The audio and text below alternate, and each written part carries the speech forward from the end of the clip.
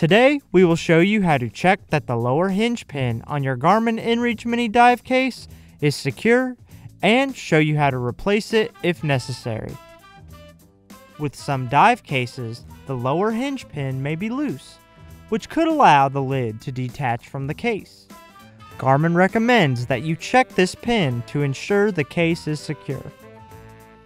For this process, you will need your mini dive case and a paper clip. Using the paper clip, attempt to press the lower pin out of the hinge.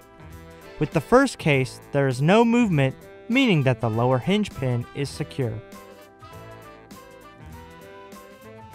If the pin comes out, we have a service kit at support.garmin.com or from your Garmin dealer that includes a replacement two-sided hinge pin and the screwdrivers to install.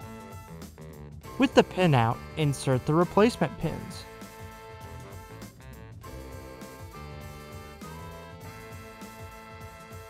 Tighten them securely with the provided screwdrivers.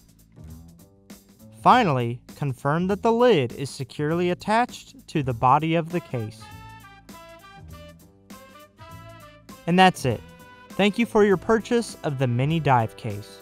For more help, please visit support.garmin.com.